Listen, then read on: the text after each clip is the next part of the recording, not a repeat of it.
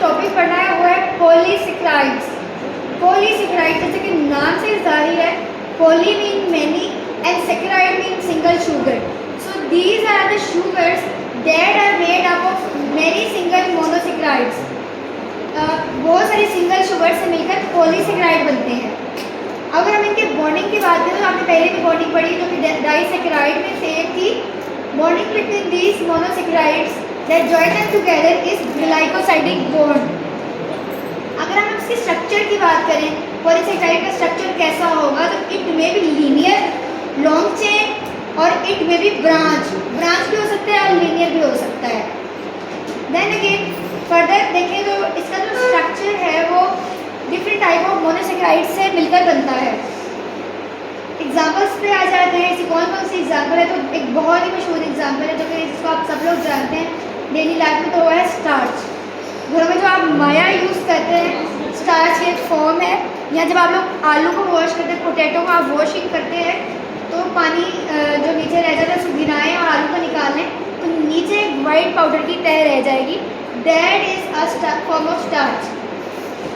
इसके अलावा चावल को आप धोते हैं तो वाइट बीच में से पानी निकल रहा होता है, इसमें भी स्टार्च होती है।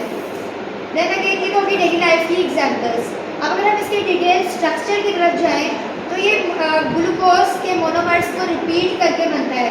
हम इसको ऐसे भी कह सकते हैं ग्लूकोज और माल्टोज से मिलकर बनता है, क्योंकि दो ग्लूकोज के जो यूनिट होते हैं वो एक माल्टोज बनाते हैं।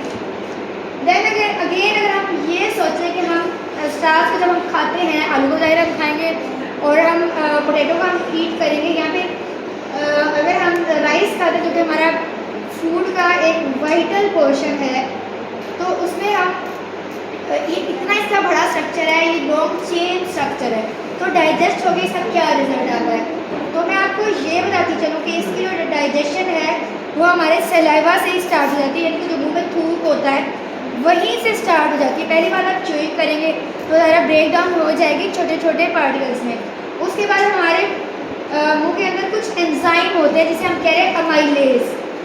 अब इसे हम ये भी कहेंगे सेलेबरी एंजाइम, यानी कि हमारे थूक के अंदर जो एंजाइम है अमाइलेज से करते हैं स्टार्च को डाइजेस्ट करते हैं मज़ीद छोटे छोटे डाइसेकेराइड्स एंड मोनोसेकेराइड, यहीं से इनकी डाइजेशन स्टार्ट हो जाती है।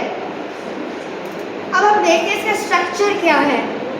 तो स्ट्रक्चर को अगर आप देखें, स्टार्च का स्ट्रक्चर बिल्कुल वैसे ही था जैसे कि आपने डाइसेकेराइड्स का स्ट्रक्चर पढ़ा था, लेकिन इसमें फ़र्क ये है कि इसमें ज़्यादा यूनिट आपस में जुड़े होते हैं। तो यहाँ पर हम देखते हैं, यहाँ पर मैंने 3 यूनिट्स का लिंकेज शो किया है।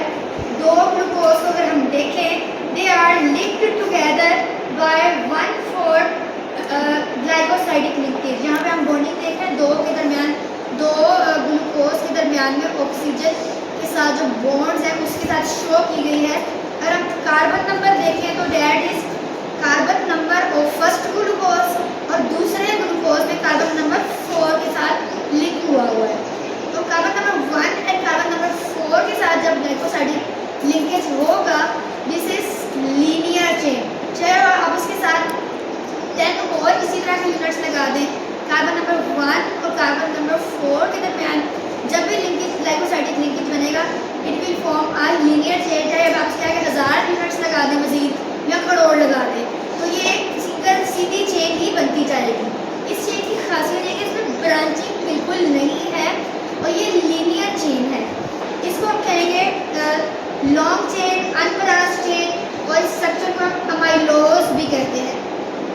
अब हम यहाँ पे इसे अमाइलोज के बारे में थोड़ा सा देख लेते हैं। Amylose it is a linear structure of glucose monomers, और ग्लाइकोसाइडिक लिंकेज जो है 1 और 4 के दरमियान है। यहाँ पर अगर हम सोचें तो स्टार्च का एक और भी स्ट्रक्चर होता है। इसमें क्या होता है कि इट इज़ ब्रांच स्ट्रक्चर। सो अगर लिंकेज जो है वो 1 और 6 के दरमियान में बनता है तो it is the branch structure of starch, और इसको हम कह रहे हैं amylopectin. So this is all about starch. अगर हम देखें ग्लाइकोजिन की अगर हम बात करें तो हमने पढ़ा था कि पौधों के अंदर जो स्टोर्ड फॉर्म होती है ना, उसको हम स्टार्च बोलते हैं। लेकिन शुगर जो है हमारा बेसिक फूड का यूनिट है, और ये हम एनिमल्स भी यूज़ करते हैं और ह्यूमन बींग्स भी यूज़ करते हैं। तो उनके अंदर जो स्टोर्ड शुगर होती है ना, वो कौन सी फॉर्म होती है? Glycogen. Glycogen is actually stored sugar in animals and human beings. खास तौर पे ये मस्कुलर जो स्ट्रक्चर होते हैं ना, मसल्स, चाहे आप शोल्डर मसल ले लें या कार्डिक मसल ले लें, हर मसल में ग्लाइकोजन प्रेजेंट होगी। बस मसला ये है कि इसकी रेशियो डिफरेंट होगी। शोल्डर मसल में ये ज़्यादा होगी और परसेंटेज, ग्लाइकोजन की परसेंटेज ज़्यादा होगी, और जो कार्डिक मसल है जिसे हम कहते हैं दिल के मसल्स, उसमें इसकी जो परसेंटेज है वो थोड़ी सी लेस होती है। इसके अलावा ब्लड के अंदर भी इसकी परसेंटेज मौजूद होती है ग्लाइकोजन की। So it is different in percentage in different tissues, but the stored form of glycogen in animals and human beings is glycogen. जब तक प्लांट्स में स्टार्च थी, it has the same structure as starch. Starch का और glycogen का जो structure है ना वो बिल्कुल सेम है, बट लेकिन एक फ़र्क है। स्टार्च है वो लीनियर फॉर्म में भी एग्जिस्ट करती है, लेकिन ग्लाइकोजन में हाईली ब्रांच स्ट्रक्चर होता है। बनी ये ग्लूकोज से ही है, लेकिन ये लीनियर नहीं है, जगह जगह ब्रांचिंग मौजूद है, जिसकी वजह से जो ग्लाइकोसाइडिक जो बॉन्ड बन रहा है दैट इज 1,4 and 1,6। थोड़ी सी सीधी चलेगी, उसमें 1,4 होगा, कार्बन नंबर 1 एंड कार्बन 4 का ग्लाइकोसाइडिक लिंकेज होगा। देन आगे जाकर ब्रांच प्रोड्यूस होगी, वहाँ पर carbon number 1 and carbon number 6 पे ग्लाइकोसाइडिक लिंकेज बनेगी। It is highly branched, having glucose monomer joined to